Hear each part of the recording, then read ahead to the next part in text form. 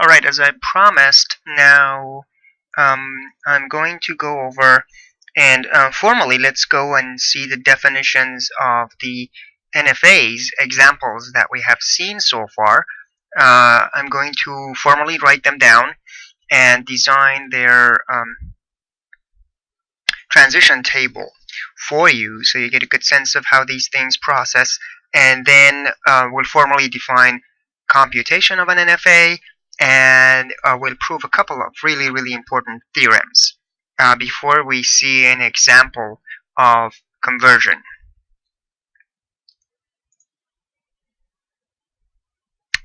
Alright, so this is the first example we saw, a finite automaton n sub 1 made of 4 states, q sub 1 an accept state, and q sub 4 its q sub 1 the start state, and q sub 4 its accept state.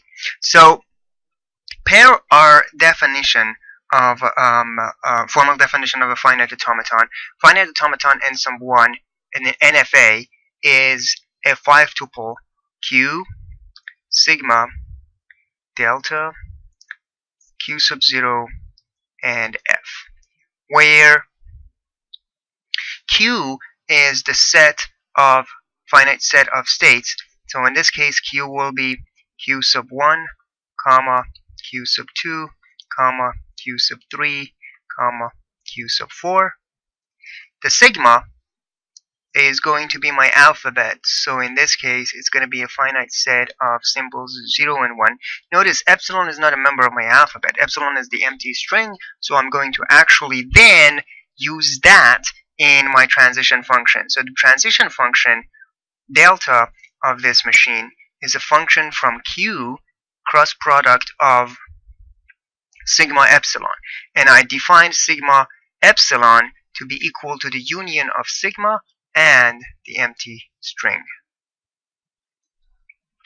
Okay, so this will take care of this process for me, to be able to have formally the empty string included in my computation. I'm going to go back to this later. So q sub 0, the start state in this example, is going to be q sub 1. Remember that start state is a state. So if you do that, then this is wrong because this is a set.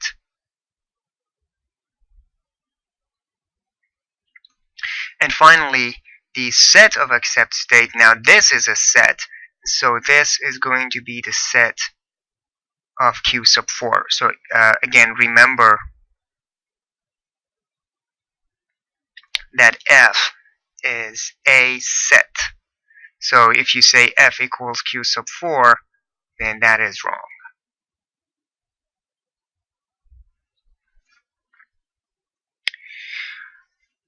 Okay, so now let's go ahead and work on our delta. So to do the delta, the transition function, remember this delta is going to be over q cross sigma epsilon. So I'm going to have my symbols 0 and 1, and also I'm going to have the symbol epsilon for the empty string. And what does my machine transition to? It's going to transition into the power set of q. So this side of my transition function is going to be a set, which means that these guys are going to be sets that then I would have to basically work. Okay, so what's going to happen then is I'm going to start working on this machine by looking at my input. These belong to sigma epsilon, and these guys belong to q, and these guys will be power set of q. So these guys will be sets. These guys will be sets, and we're going to fill this in as we go on. So let's start with with the inputs. So with the inputs, we've got q sub 1, q sub 2, q sub 3, and q sub 4.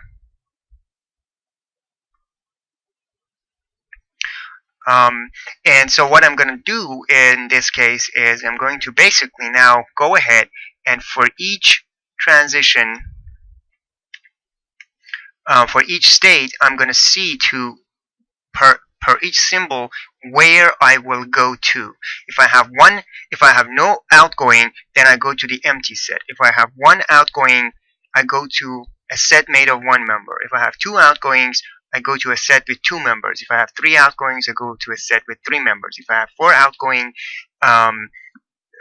transitions from a state, then I would go to a set with four outgoing four members. So let's look at q sub 1. What happens when I'm in q sub 1 and I see a 0? What happens in this case? When I'm in q sub 1 and I see a 0, then I'm going to stay in q sub 1, which means that the delta of q sub 1 and 0 in this case is going to be set q sub 1. Okay, so this is good. This is done. How about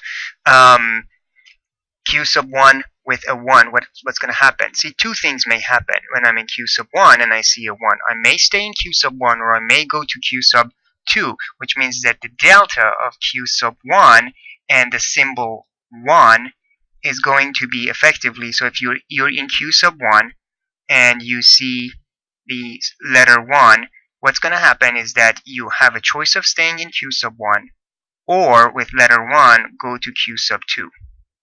However, an interesting thing also happens. When you're in q sub 2, you might take the transition of epsilon, but we're going to take care of that a little bit later in the epsilon transition there. So q sub 1 with a 1, it effectively could stay in q sub 1 or could go to q sub 2. So here I'm going to go to q sub 1 or q sub 2. And with the epsilon, I don't have any outgoing transitions with epsilon on it, so I'm going to go to the empty set.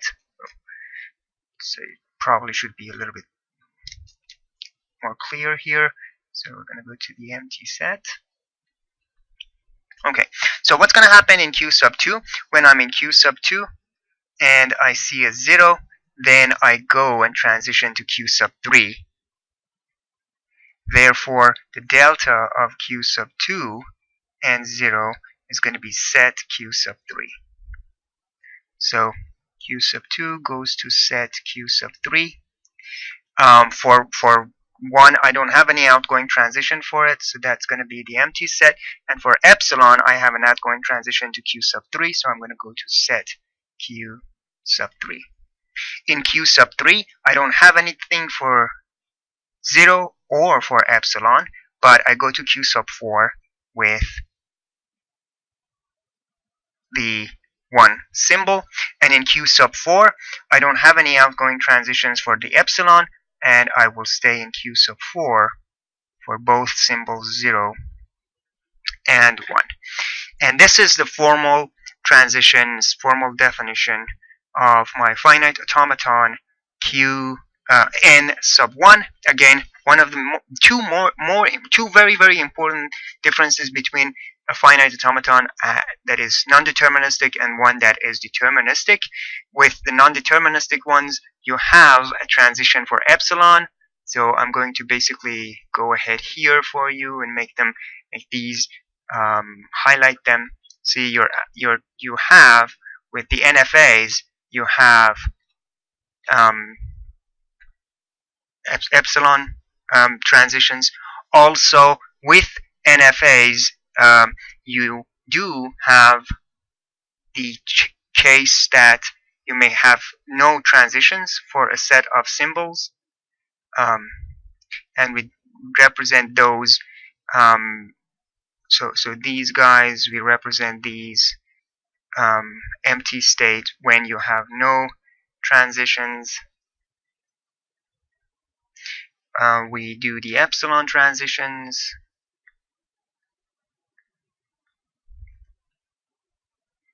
Epsilon transition arrows.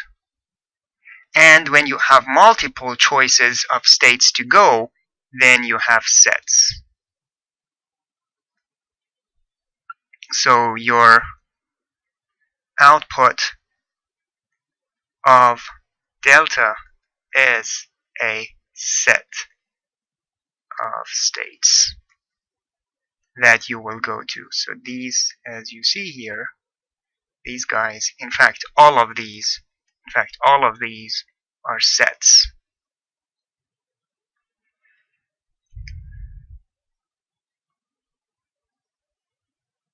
So the outgoing transitions that you've got effectively, or the transitions of your transition function is going to be into, so the range of it is going to be a set. It's a power set. So this is one example of a finite, non-deterministic finite automaton, the first one we saw.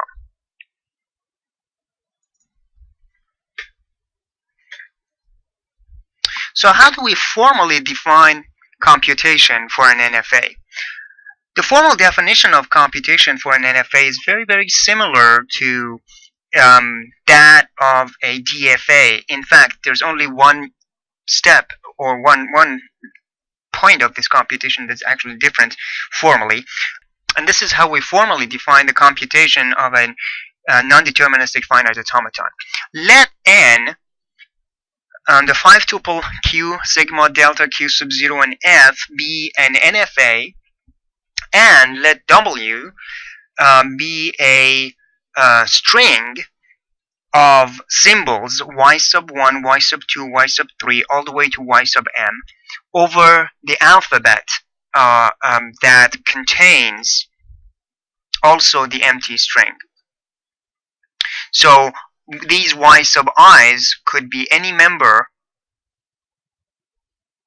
of your alphabet sigma, or could also be an empty string.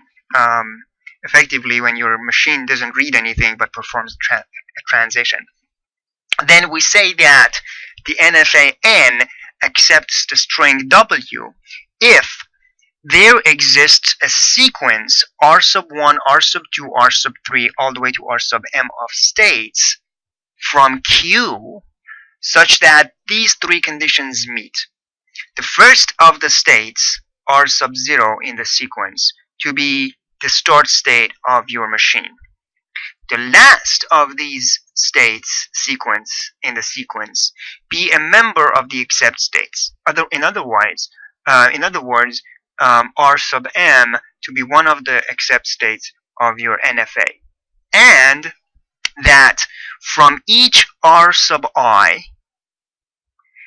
if you process according to the delta transition of y sub I plus 1, in fact this should be I plus 1, then the resulting state r sub I plus 1 to be a member of the delta transitions. So remember, this is the difference actually between the DFA and an NFA. In NFA, your delta output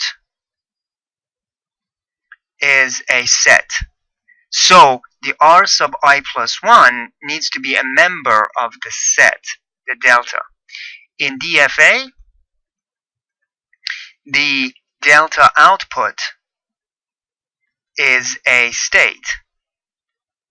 So the r sub I plus 1 wanted to be equal to the delta of whatever we were processing, r sub I and y sub I plus 1. Whereas in here, r sub I plus 1 wants to be a member of the delta of r sub I and y sub I plus 1. Basically, these three conditions mean that you start in q sub 0. When you're done with your strings, your last state is an accept state,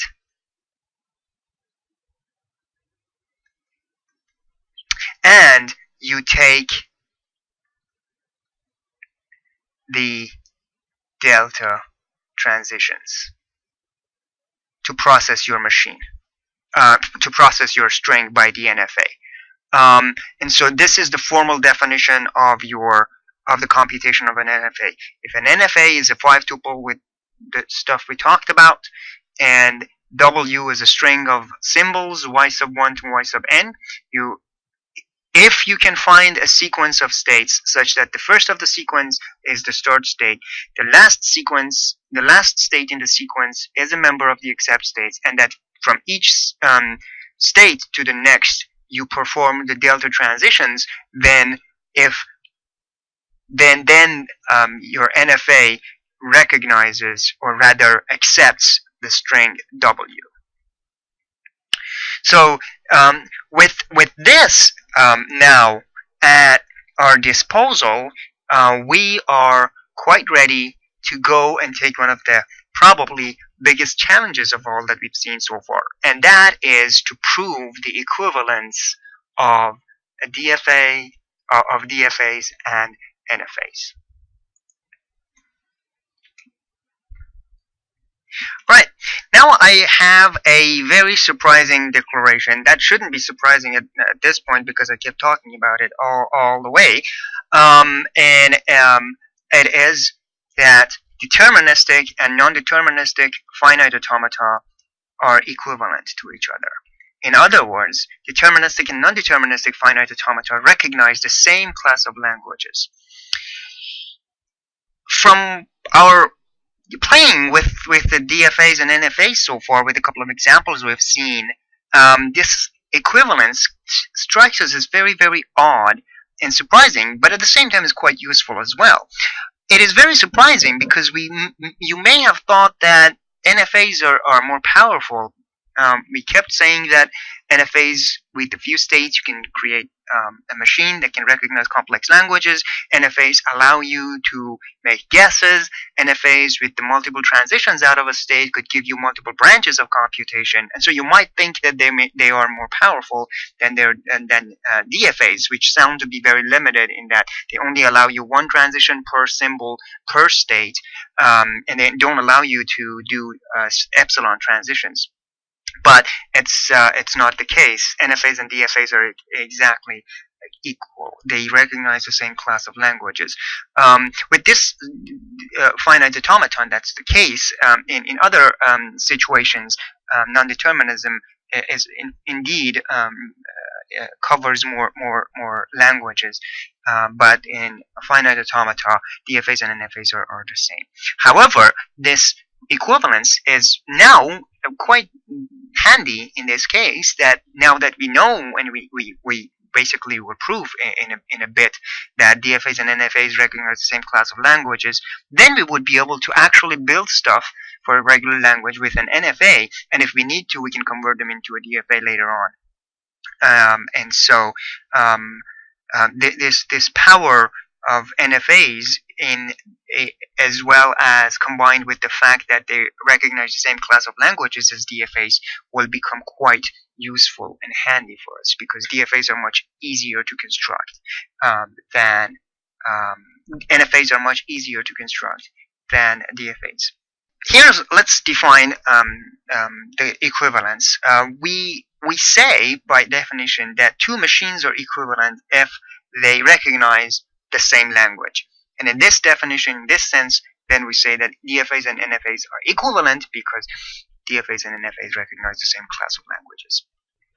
So here I am at the point that I can present to you one of the most fundamental and important theorems in this class, and also start working on it to prove it for you. This theorem, dubbed Theorem 1.39 after the Seipser's text, states that every non-deterministic finite automaton has an equivalent deterministic finite automaton. if I can prove this theorem, which we will do by construction, I will basically give you a massive toolbox. One in which gives you the ability to construct for a regular language a non-deterministic finite automaton, indeed one that actually, as a corollary we see later on, that says that any regular language will have a non-deterministic finite automaton that recognizes it. And also I will give you a recipe, an algorithm, so to speak, of converting any non-deterministic finite automaton into a deterministic one. And as a result of this, we will be able to perform a lot of interesting things. In fact, by adding non-deterministic finite automaton as regular languages recognizers to our toolbox, we can then go ahead, and we will do next in the next unit, to proceed with proving the closures of regular operations for the class of regular languages.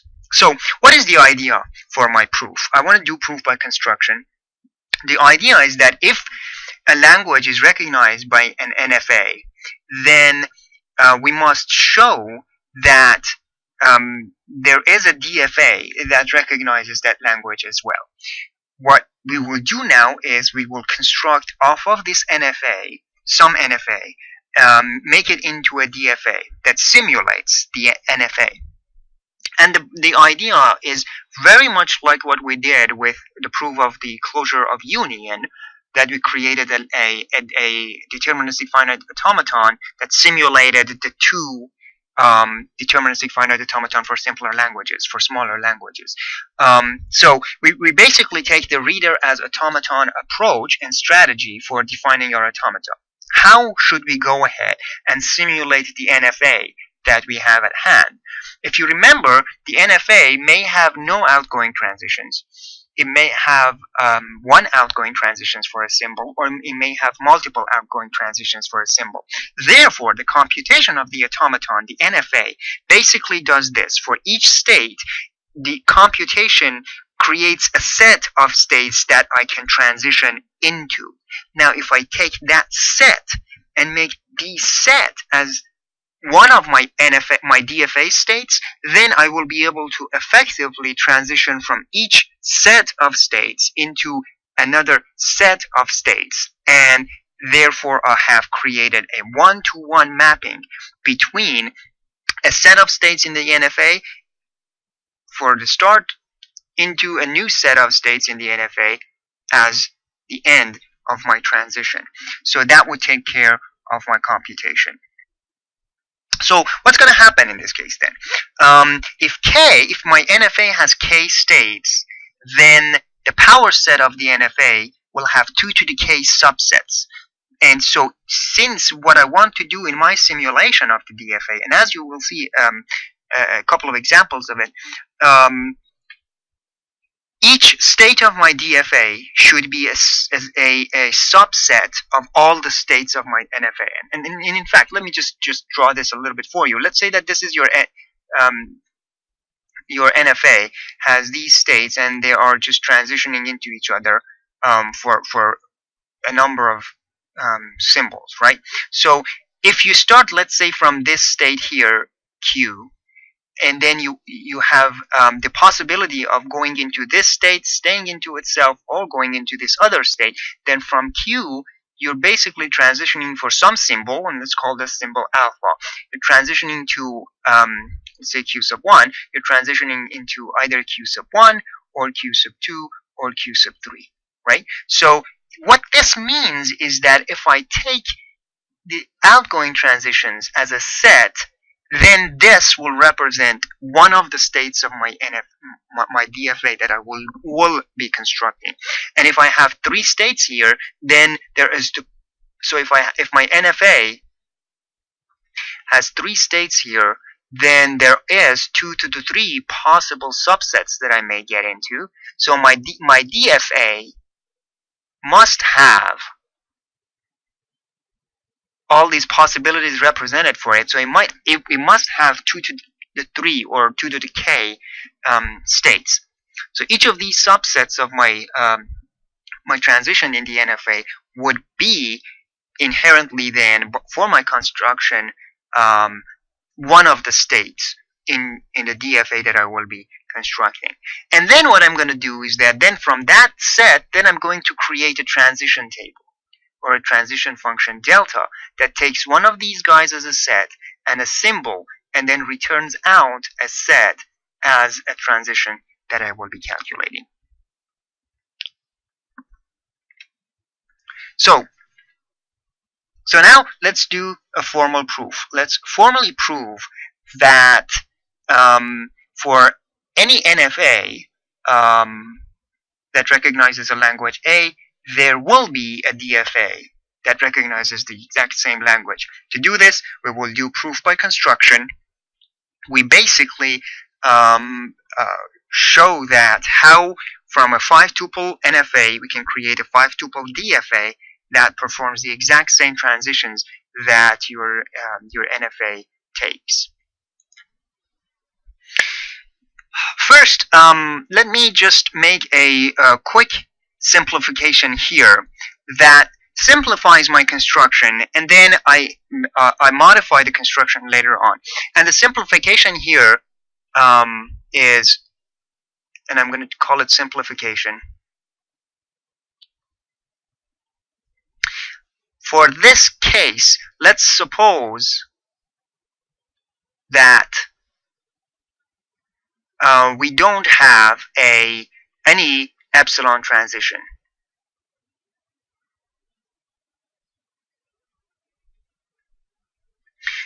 This will just basically make my life a little bit easier in terms of building my DFA and showing that it works, and then I'll add the epsilon transitions into it, which actually doesn't really amount to much work, but just for the simplicity of seeing what I'm doing, let's for now assume that we don't have epsilon transitions. We build our DFA, and then we'll see what epsilon transitions do to our NFA, to our DFA, and then we'll add those into our construction. So let N be my DFA. Q sigma delta Q sub 0 and F be my NFA. And we will construct a DFA D, and we call this from a set Q prime. The language, the alphabet is the same because we want the DFA and NFA to recognize the same language, and so the symbols must be the same. This new DFA will have a transition delta prime.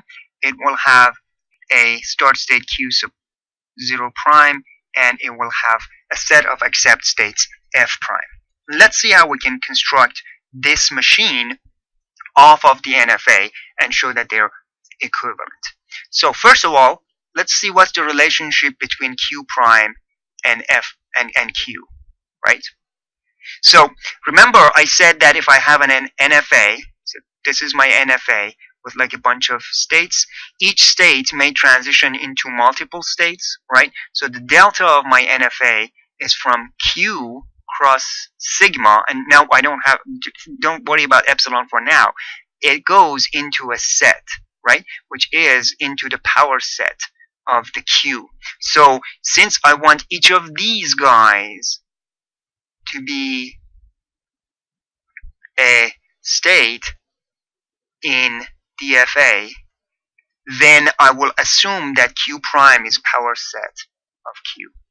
If I make this assumption that Q prime is the power set of Q, then I can basically state that the delta prime that I have for my DFA is going to go from Q prime cross sigma to Q prime. So this part is already P sub Q, or power set of Q, and this part will be power set of Q. So I can go from power set of Q for a symbol, go to a set from the power set of Q.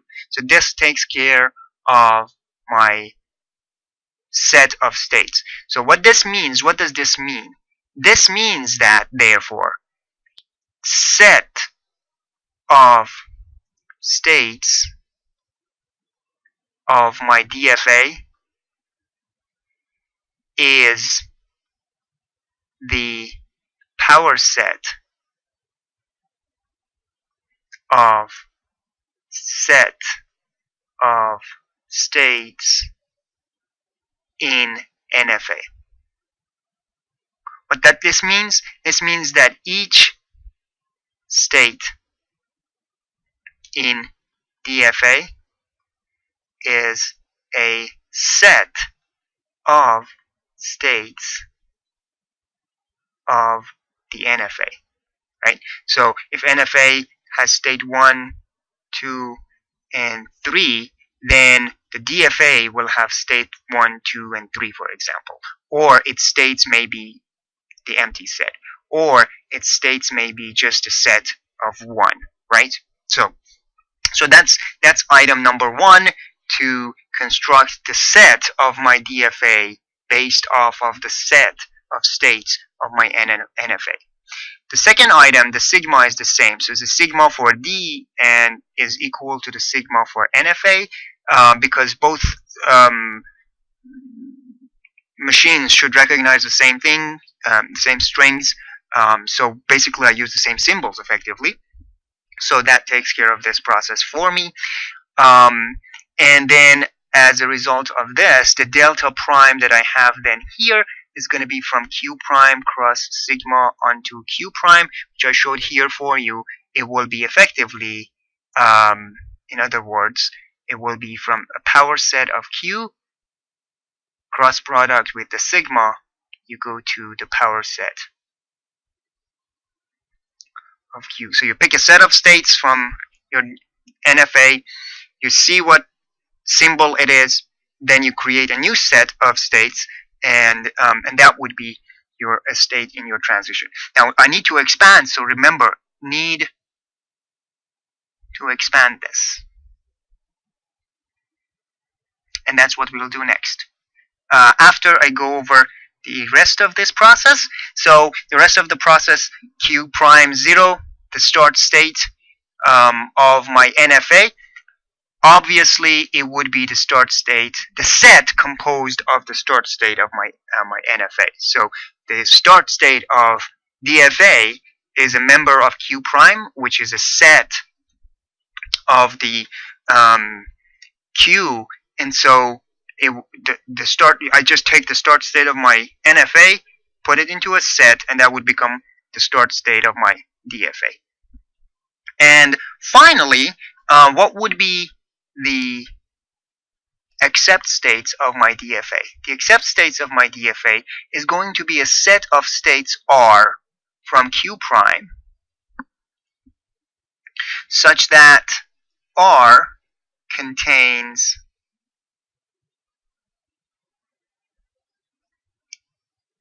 an accept state from N.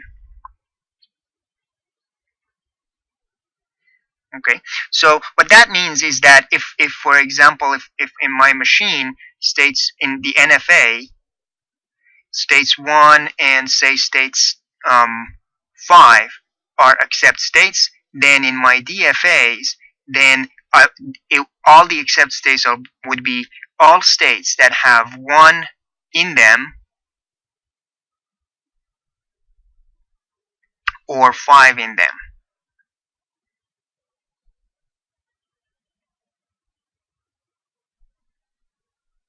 So all of these then will be the accept state of my NFA that I will be creating. So if you build your DFA, then just you will go ahead and mark all of the states in your DFA that have at least 1 accept states from your original NFA, and those will be your accept states for your DFA. In other words, the machine D accepts if one of the possible states that N could be in at this point will be an accept state.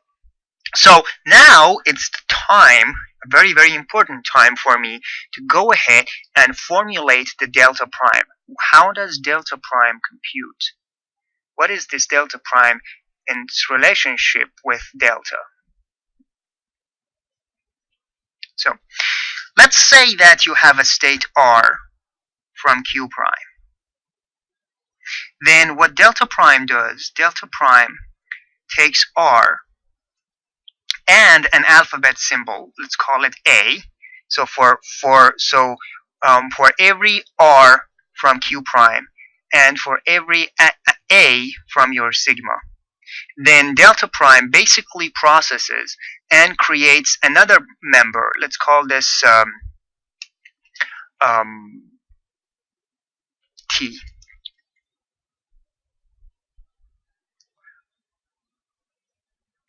Where T is a member of the power set of Q, or T is a member of Q prime, right? So you take a state from Q prime, you see an alphabet letter, and then you transition into a state from Q prime. So you take an R from Q prime with a symbol, you go to a T from Q prime. So what does this T should look like?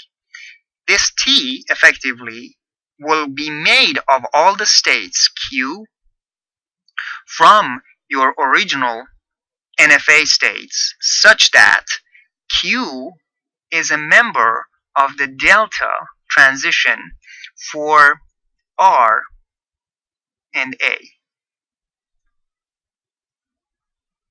And R would be any member. So for some R from R. Okay, so this is the long way of writing it. In other words, what this means is that what you will do is that you look at members of R and you pass them and the letter you're seeing to your delta for your NFA. This will create a state. So this will be a set of possible states in Q, right? The original states you've had. And then what you will do is that you will union all those sets. For all of the R's from R, you union all those sets that your NFA creates for each symbol, and then that would be the transition in your NFA, in your DFA. So let me just show you this with one simple example. Let's say that you're in one state here, let's call it Q sub X, and then you, for symbol A, you have 3 possible outgoing transitions that you're going to have to take, right? And so let's say that this goes to Q sub Y, this goes to Q sub U, and this goes to Q sub V. Okay? Then when I'm processing for my transition of delta prime, then here I know that delta of Q sub X with A goes to Q sub Y, delta of Q sub X and A also goes to Q sub U, and delta of Q sub X and A goes to Q sub V. Remember, the way that I would write this was that I said delta of Q sub X and A creates a set of Q Y, Q U, and Q V. Right? So then what I will do is that I will say that let R be a set of states. Okay, then so it could be like Q sub X, could be Q sub Y, could be Q sub X, Q sub Y, could be all of them, right? Q sub X, Q sub Y, Q sub U, Q sub V. So R could be this, could be this, could be this, or could be this, right? So what I will do is that if I'm going to work with, let's say that with this R, then what I'll do is I'll look at what happens for Q sub X. So the delta prime of Q sub X and A will be, or rather the delta prime of Q sub X comma Y. So for each of those R's, here's how I'm going to compute. I'm going to take the state, So this is R. And then what I will do is that I'll basically unionize each of its states. So delta of R and A, which then in this case it's going to be equal to what's going to happen when I pass delta of Qx and A union delta of Qy and A. Right? So the union of delta Qx and A, I know that this is going to be Qy, Qu, and Qv union with whatever transitions for Qy and A I have in delta. Okay, so if you wanted to just transition to see what is the delta of Qx and A, this will be easy because you will only have one member here, so it's going to be equal to delta of Qx and A, which in my case here is going to be Qy, Qu, and Qv. Okay, so this transition function that I have here, the delta prime, basically looks at each member of R. Each of them is going to be a state, and then passes that state with the symbol and simulates the NFA and sees what set of state that creates. And then it calculates the union of all these sets for each of the members of the DFA state. When I show you an example of this, these hopefully will make a lot more sense, but at this point, this is the proof that I have with simplification. First off, I suppose that we don't have any delta transitions or epsilon transitions. I made a DFA Q prime sigma delta prime Q sub prime 0 and F sub F prime. I wanted to construct the DFA for the NFA. What I did is that I set the Q prime to be the power set of Q. I set the two alphabets equal. I set the start Q sub 0 prime, the start of my DFA, to be the set of the start state of my NFA. I made the accept state of my DFA to be the set of all the states that at least one of their states members is an accept state of the NFA, and the transition function of my DFA basically is this. So the transition function of my DFA, delta prime, is the union of all the transition functions of the NFA with their member states. And this obviously computes exactly the same language because we start from the same state, we accept whenever the NFA accepts, and to process each symbol, we go and simulate in parallel with unioning these guys here, So basically this union here simulates all paths that the NFA takes, and therefore they calculate exactly, or rather they accept the exact same strings, which means that therefore they accept and recognize the same language. Next, I'm going to show you the delta transitions, the epsilon transitions, and then we'll see an example. Okay, so now that we've done the definition and the construction of our DFA based on the NFA with no epsilon transitions, what happens for the epsilon transitions? We now need to consider the epsilon arrows.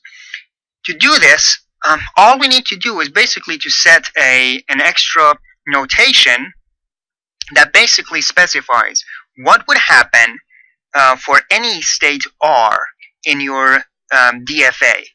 We will define an E of R, let's call it ER, for every state, and that basically creates a collection of the states that you could go to from R along any epsilon arrows and any repetitions of epsilon arrows, for a 0 epsilon arrow, 1 epsilon arrow, 2 epsilon arrow, and so forth. So let's set this notation up and then redo our DFA really quickly to include this additional notation.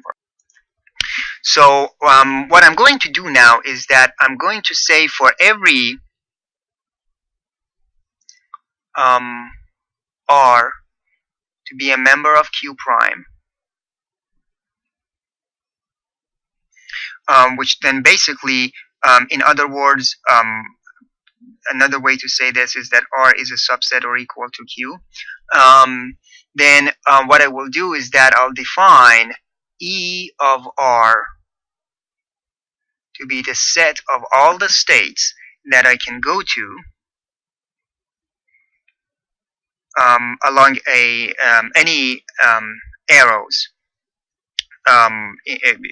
rather any epsilon arrows. So E of R would be a set of states Q such that Q is reached from R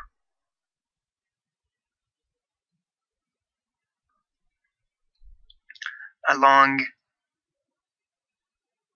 0 or more epsilon arrows. Okay, so for example, if this is my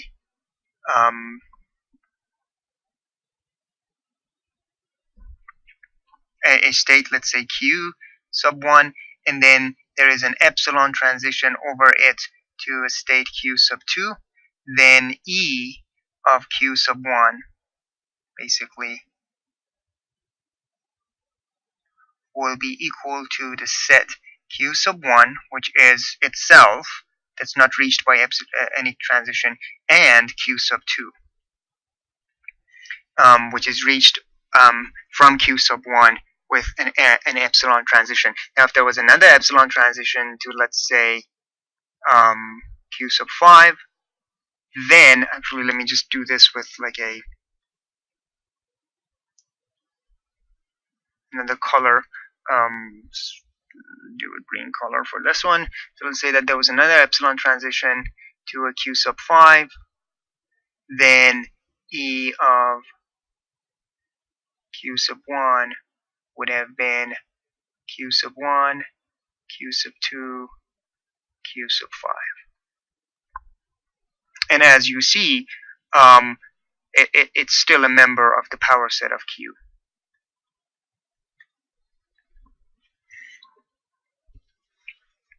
Okay, now that we have modified this, added this new notation, then I can do a couple of things. First off, notice that we said that in our DFA, so in our DFA, we defined Q sub 0 prime to be the start state. And this was equal to set Q sub 0, right? When we didn't have any transition. So what I need to do, if now I have epsilon transition, let's call this if epsilon transitions, or rather let's do this. Let's say with epsilon transitions,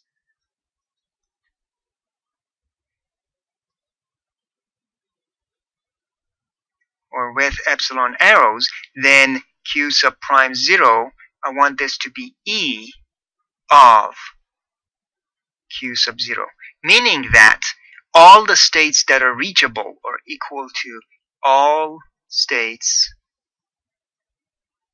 reachable from Q sub 0 along epsilon arrows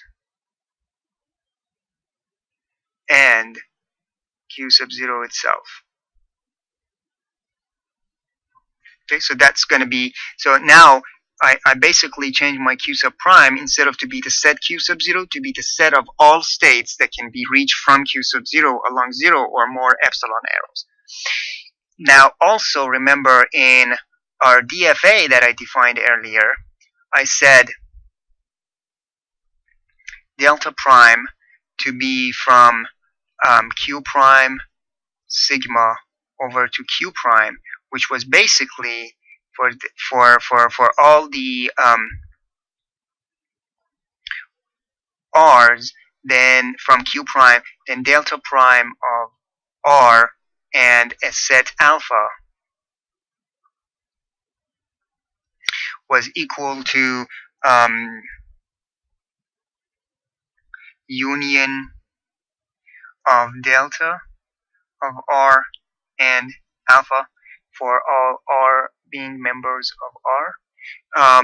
Then for this case, or equivalently, I said it was the set q, such that, or rather q from the original sets of your states, such that q was a member of delta of r and a for some r in r. Now, so now with epsilon arrows, then the delta prime will be of r and a will be now the union r in r of e of delta of r and a, or it will be equal to all the states q from your original set of states, such that q is a member of e of delta of r and a for some r in r.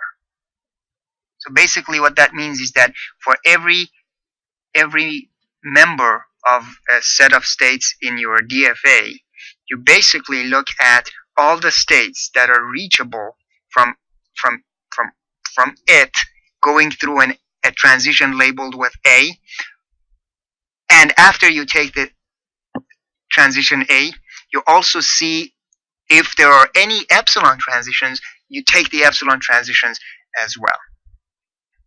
So what this means is that you basically look and see for every symbol after you process the transitioning, if there are also any epsilon arrows that you need to take, and if you do, then you include those things in your transition states, and then you compute. So basically now here my DFA, so if NFA n is equal to q sigma delta q sub 0 and f, then I build a DFA d equal to q prime sigma delta prime q sub 0 prime and f prime, and this is going to be made of one, q prime is the power set of q, 2 sigma is equal to sigma, 3 delta, so for every r from q prime and a from your alphabet, I calculate the delta prime of r and a to be equal to the union for every r member of r, to calculate it with the transition, with the epsilon arrows included for each transition. Q prime 0 will be e of set q0, meaning that it will be a set of the initial state and all of the reachable states from initial state by epsilon arrows, and finally the accept states of my machine is going to be equal to a set from Q prime such that R contains an accept state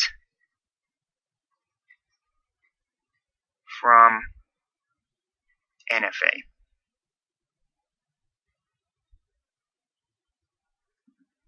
At least one accept states from the NFA.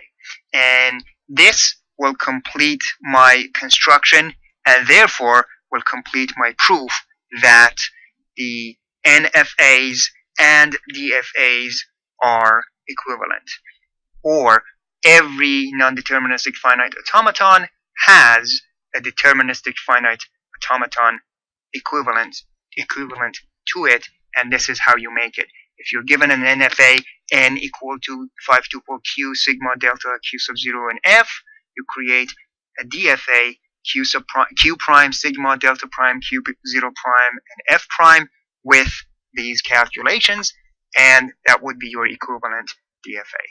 Next, we will see an example of this. So we take an NFA, in fact the NFA n sub 4 I think, and we convert it into an equivalent DFA.